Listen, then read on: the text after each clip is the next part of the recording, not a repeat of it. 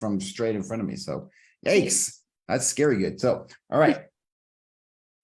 Let's see. Let's make sure that we are actually live in the group. We want to make sure there's always a slight delay in there. And I think we should be live. But we're somehow not yet live. Okay. Here we go. All right. We are there. We are live. Let me hit record here. Record this too. All right, folks. Welcome back. To the Tuesday topics today. And I've had a lot of fun with the Tuesday topics the last few weeks. Last week we weren't here, not no one's fault. I was on vacation for a few days, took a little bit of time off, not too much.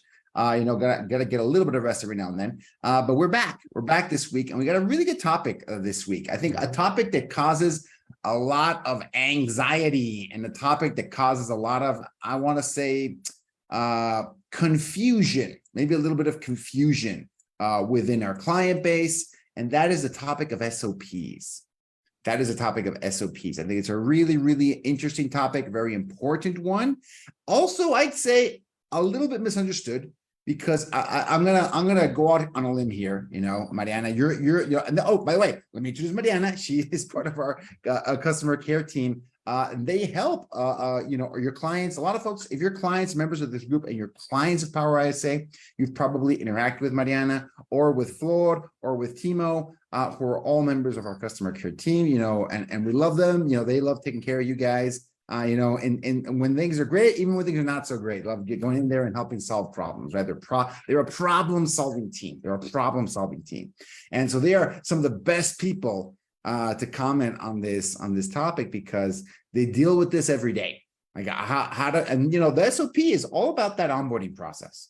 It comes into play during that onboarding process of getting the agent of the team ready for an ISA. This is most relevant when it's the first time they hire an ISA. This is where it comes into play, because we do a lot of our clients, this is their 6th ISA, 10th, 20th, 30th, some of the larger teams. I'm thinking, the Big Block Realties, Robert Dukansky, they have a ISA department at that point, right? So we're helping, they're plugging into a system. There's a process, there's a system. A lot of times these teams have dedicated managers. This is not what we're talking about. This is not that. This is usually the smaller team solo agent that want some help with this and some orientation on what this entails, right? Because ISA might be some of their first hires. They might only have an assistant and an ISA. That's their team. That's the extent of their team. So they might not have mastered this whole SOP process, right? So with that being said, Mariana, why don't you tell us a little bit about when you have that SOP conversation, how do you explain what an SOP is, right? How do you explain that? And give us some examples of what you've seen out there in the wild. I have some too that I love to share. So first off, I think an SOP is really, really important, both for the agent and for the ISA. So I usually approach it at first, because ISAs are lost. They don't know what to do when they start. They have a lot of questions, and it can get a little tiresome to be answering all of these questions repeatedly. When's my lunch? What's a lead? Where are my scripts? Where are my logins? So this is where an SOP is ideal, because it's going to help you avoid a lot of this irksome beginning struggles. So that's how we usually approach an SOP. And usually in our kickoff, we always volunteer to help. I love that, because you mentioned that it's not just for the ISA, right? You mentioned that it also benefits the agent. What do you mean by that? Because usually I'm saying, hey, you're putting down, SOP stands for, statement of process, or it stands for standard operating procedure, or, it's basically like a process document, right? Exactly. How does that help the agent too? Because the agent knows how to do this, right? Kind of, sort of. So how does it benefit both parties? First one, it really just avoids a lot of the repetitive asking with the ISA. Like I mentioned, I'm pretty sure a lot of agents are busy all of the time. We do not have time to hold. We don't have time to answer things over and over and over again, which is going to happen. ISAs are new. It's like having a baby. They need time. They need certain training. And to avoid a little bit of this, or help yourself, an SOP is the way to go. And I think I'm just going to hop on on the first basics, Gustavo, is that if that's okay Go for with it. you? Go for it. Jump in and show us stuff that you've seen in the wild, something that can definitely work. I think an SOP really it's just structured. And there's a few bullet points that we definitely need to get in there. So we need to make sure we always have a schedule, really detailed schedule. So time of start. If you're gonna have a kickoff meeting, put in kickoff meeting. If you're gonna have, I don't know, a calling time for circle prospecting, that's going to be one. Calling time for FISBO, that's going to be another one. Lunch, like the schedule really does need to be very, very detailed. And I think that's the most basic and most important part of an ISA, because they always have like questions, when can I go to lunch? When can I go to break? So that kind of eliminates a little bit of that first part. So just a really simple of like, when does your day start? Like, hey, this Yeah. is start time. This is lunchtime. This is, break time, right? We always recommend no ISA should go, any calling session should not last more than 2 hours. It's not useful. It's not going to get high productivity if you're not taking breaks at least every 2 hours. And some teams take a 5-minute break every hour, because they don't want anyone focusing on more than 40, 50 minutes at a time, because they're right. I mean, if the more you chop up the day into little chunks, I think it's more useful. But putting that in writing, making it super clear to everyone, I think avoids a lot of the confusion. Like you said, constantly asking, a lot of these questions. I think it saves everybody a ton of time. I'm going to add one more thing. How it can benefit the agent, Mariana. It also helps them put some structure on what they want the ISA to do.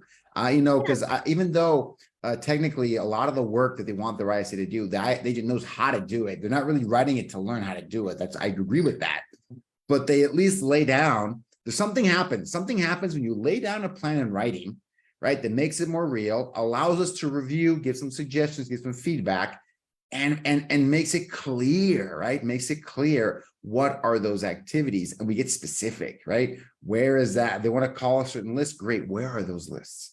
Awesome. They want to hit old leads. Okay. What do you mean by old leads? Is it just filter under anything older than 30 days? Great. Filter under anything older than 40 days and call that list, right? So it helps us kind of get into that, lay things out. I think it helps the agents stay organized, and it helps add some structure into what the ISA is going to do. You'd be surprised when I've done SOPs with some agents, it suddenly became clear what the priority for the ISA was. It wasn't clear before that. They wanted to do a little bit of everything. They weren't sure we're going to do a little bit of everything. And then it turns out it's 90% lead manager, like 90% lead management activities. Okay, this is what you need. This is what you want. This is what your business needs. And they were like, but I also want them to do cold calling. Yeah, but that's 10% of what you need. 90% of the value is going to come from calling their inbound leads, their database, past all these other things, right? So I'm like, wow, it just adds clarity, and just really lets the agent focus. That's why I found that a big benefit to the agent as well. Yeah. And you can really get as detailed as you want. I've had agents put in there. It's good thing you mentioned the breaks. They would put in like a little break after every 2-hour call session and have the ISAs do affirmations, because they felt that was very helpful for the ISA, which I understand. Cold calling is stressful and depressing. So that really worked for them. And then 100%. My next one, which is something you already touched base on, is an explanation of what a qualified lead is. Because sometimes a lot of ISAs are passing on leads who they think is good, but they don't know that you have a certain goal for house budget, or if they need a certain credit score. So we need to have that super, super explained. What is a good lead for you? What is someone that maybe is a follow-up for them later? And also the type of lead that you're actually calling. So whether it be a cold calling or a FISBO or an expired. So this needs to be explained in detail as well. I love that, because every single campaign has this. Every single campaign needs this, whether you're calling inbound Facebook, Zillow leads, realtor.com, especially those, because there's an expectation that a lot of those can be handed off if they meet a certain criteria. This is especially true with Zillow.com, realtor.com, and people that have used those leads, if there's ever going to be like a trailer park or a mobile home, like attached mobile home in that zip code, you're going to get a lot of calls for that mobile home, and the buyers don't qualify. A lot of the buyers, they're attracted by something under $300,000 in a lot of these markets, and they just want to inquire. They don't qualify, right? They don't qualify. So having some basic questions to qualify leads with is going to save everybody a lot of time, a lot of feedback, a lot of heartache. That ISA to agent transition is always treacherous. It's not easy. You gotta practice it. You gotta communicate, over communicate. This is one of those over communications What is a lead? Or even if you're doing cold calling, madam, even if you're doing cold calling, doesn't matter, doesn't change. What is a qualified lead? My definition, if you're doing, let's say you're doing the basic of the basics, circle prospect, like you're calling the phone book, right? The simplest form of this, circle prospecting, you're dialing 500 numbers a day, 1,000 numbers a day, talking to hopefully 30, 40, 50 people every single day. And you get 1, 2, 3 qualified sellers. What's a qualified seller, right?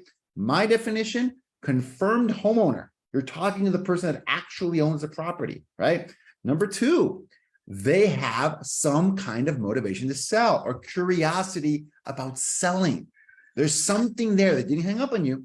You had a conversation with them and they expressed some interest in your offer and the pitch and whatever if you're using, I've got a bunch of buyers looking for properties, we're just looking for more inventory, or, all cash offer, whatever the offer is, there's some interest there. They might not say yes. The thing that is qualified seller lead, in my opinion, the thing it isn't is come over and list my property. I want to interview you to list my property. That's just not what that is. That's not realistic. That's not realistic. But if there's some interest, some curiosity, some motivation to sell, they should be handed off to an agent as a qualified seller lead, and obviously confirmed contact information, at least phone number, preferably also email as well, right? So that like lay those things down. Confirmed homeowner, motivation, or at least curiosity, and confirmed contact information, and the agent should take over from there.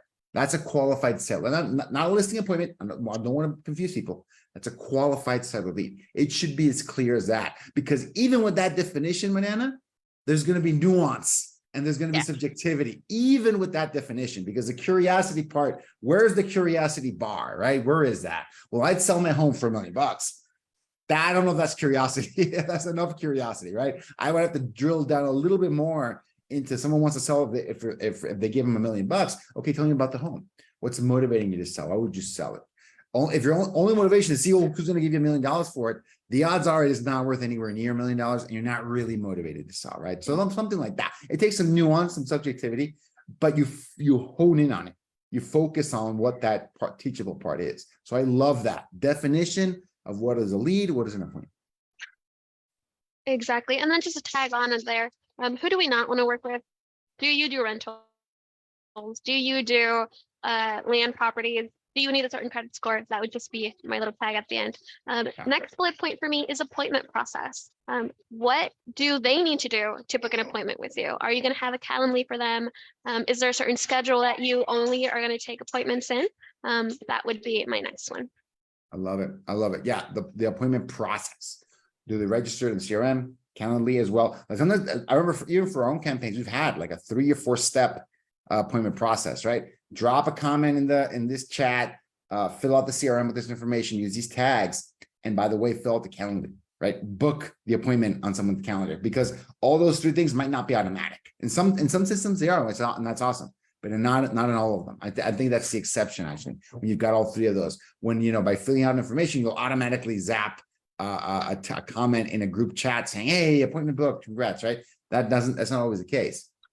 I love that. I love that. What's next? What's the next thing you see on some really good SOPs? The next one, tagging on with the appointment process, is a lead generation template. So what is something that you need from your ISA for them to get from your client? We obviously need, like you mentioned, we need to know if they're the homeowner. We need to know what their budget is, if they're a buyer, what their price is, if they're a seller, if they have a motivation, address, email. This is all a bunch of information that we need, and the ISA doesn't necessarily know that you need. So having that template ready to go is also ideal in your SOP. And I think my last one, which is the most important, expectations and goals. What are you looking for in your ISA? How many appointments do you want them to book in a week? Like I mentioned, this seems very simple, but an ISA doesn't know. So explaining this from the start is going to help give a lot of clarity to everything and avoid kind of disappointments moving. Yeah, I think so. And I think putting it in writing is so important. I think that's very, very key. And, also set the expectation. This is really important to do. Set the expectation that this is a living document. It can update this, by the way, as the campaign progresses, as you get started. It's mostly true when this is the first ISA the agent has ever managed. You learn more, right? You are a smarter agent, a smarter boss, a smarter leader on day 30 than you are on day number 1. So of course you can modify and adjust that SOP. those goals, the definition of the appointment, the definition of the lead, the schedule, reprioritize, right? For example, even within Power ISA, right, on our sales team, or folks that either do outbound prospecting or inbound nurturing and follow-up, we'll modify week to week. They say, this week we're focusing on these kinds of lists. Let's hit it hard. Hey, this month or this week we have a special promotion. Let's hit up our pipelines and let them know about the promotion, right? And we'll use automation, and then we'll also use individual touches, personalized follow-ups for some of our hottest and best prospects, right? So there's always a little bit of a tweak you can make week to week. Of course you can. Of course you can. But that doesn't mean that you don't need structure, right? And you can add that structure. You could always be creative and shake things up a little bit week to week within that structure. But 80% of that's probably going to be the same. Right? 80% is not going to change. It should be consistent with that. And when you've got someone on your team, you've got an employee, right? Or, ISA is more like a contract. You got a contractor working for you. You got a member of your team there, right? It's just almost like an agent, right? You've got them there working for you. You should give them some structure. They'll appreciate that, right? Some structure on how to do the job. What is it what's expected of them, right? I think all those things can just make for a much better outcome.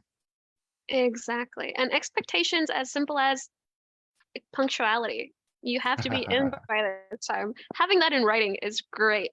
And then those would be my basics. I feel like every SOP should have this. And then moving on to some other things that I think work really well. Not everybody does it, but I think it's really helpful both for my ISAs and even for me when we did kickoffs. I saw this the other day and I thought it was fantastic. They had a page in their SOP, which was basically all of the logins and links for everything. So it didn't have to be like, I'm going to send you an email and then I'm going to ask you for a CRM and you're going to send it again. And then I'm going to ask you for their email logins and you're going to send it again. Everything was in one, ready to go with links. I didn't have to look for everything. So that was perfect. And then this is just a recommendation on my end, just because I've seen this happen a lot. Sometimes when we have a lot of ISAs, or unfortunately we're recycling ISAs, having emails that maybe say admin instead of the ISA's name 100%. would be perfect, just so that we don't have to keep doing this over and over again. I think that's just a good practice. I think it's whether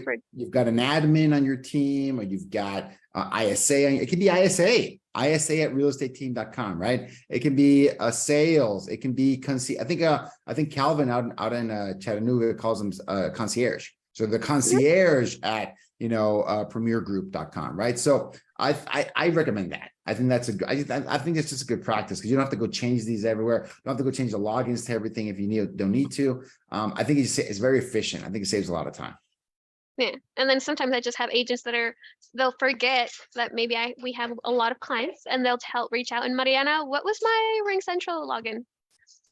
I don't know. So just to kind of save that, we can always have everything super organized in that way. So those would be my basics, Gustavo, for an SOP. And I think you said you had some examples that we could share. Yes, I do. I have an example. These are directly from the Build Your ISA 2.0 course. This is what I use. And I think it's because one thing I want to tell agents about is that this isn't like some kind of a massive operations manual, because that's usually how they approach it. They're like, oh no, I don't have any time to do an SOP.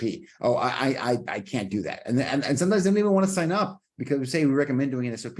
Well, number one, we can help you make this, right? We can help you make this. We have templates for you. That's great.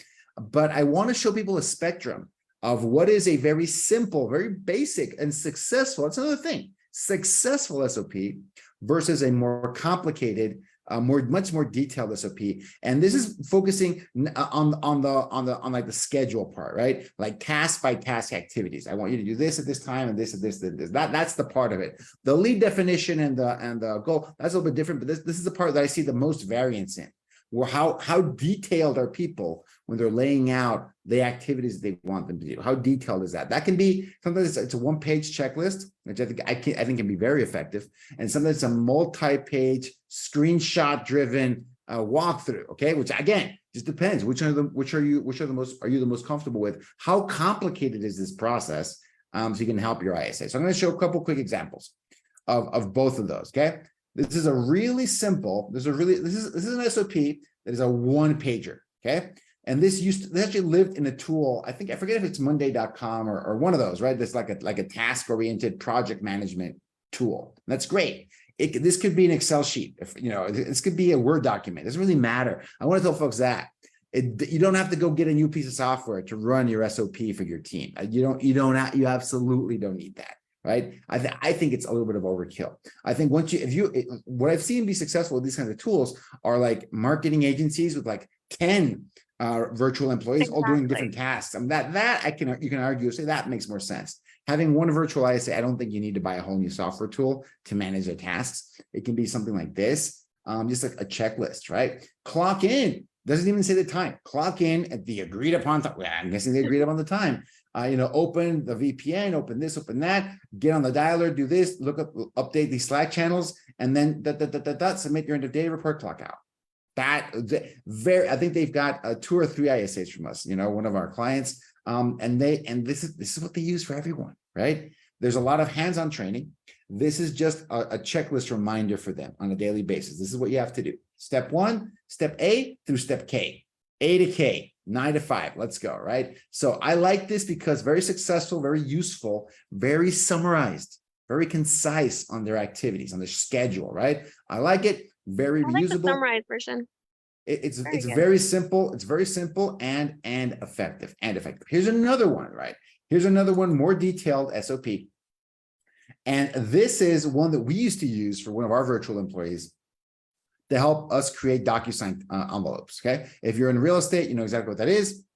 This is for digital signatures for contracts, okay? So they had to go fill out a form, right? They had to go log in a certain way, do it. So I'd say this is like a medium complexity task, but this is why we made it so detailed. A mistake in a contract is a big deal. A mistake in the contract is a very big deal, right? So we wanted to make this as detailed as possible so we would not have any mistakes. And to the credit of the team that ran this, something like I can think of maybe like 1 or 2 mistakes in a couple of years, right? Like 1 mistake a year, I'll take it. That's fine.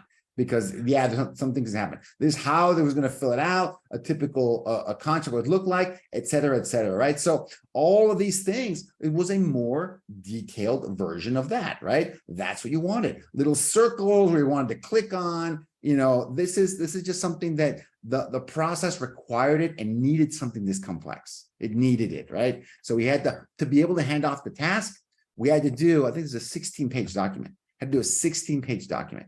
I can't really think of ISAs doing something that complicated, but for me, that's the other end of the spectrum. Very high stakes, very more complicated kind of task versus this is what you can do, checklist every single day from A to K. I think that's a good example of what is normally needed and what is something when you go all out. What would that look like, right? So that's it. That's basically it. That's the explanation of each one of these. And how detailed. I think for me, this would be the most complex you could possibly do for a virtual employee. But this other one is very simple, and this is more like what we see normally, like a checklist format, right? Activity, the order, and some of them might be more complicated. There might be sub bullets, maybe, right? Sub bullets with that. So this is what you should be shooting for. In my opinion, this is where you should be shooting for, and really talk to us, talk to the team to see if any of these require a more complicated document, right? If needed, that's what you would need. But in most people, this is gonna be fine. This is what you need. This is what your ISA needs. Describe what you're gonna do with each one of these tools and when should they be used and for what purpose, right? So I think this is a really simple starting point, and this can get more complex over time. It surely can, but start here. This is where most people kind of trip up. Just start here. Checklist, a daily checklist. Clock in, open the tools, clock out, submit your end of day report.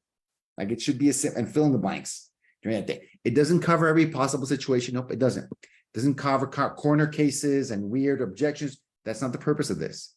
This is the different activities they do throughout the day, right? And one of those activities might be, let's see, like be on call for new inbound leads.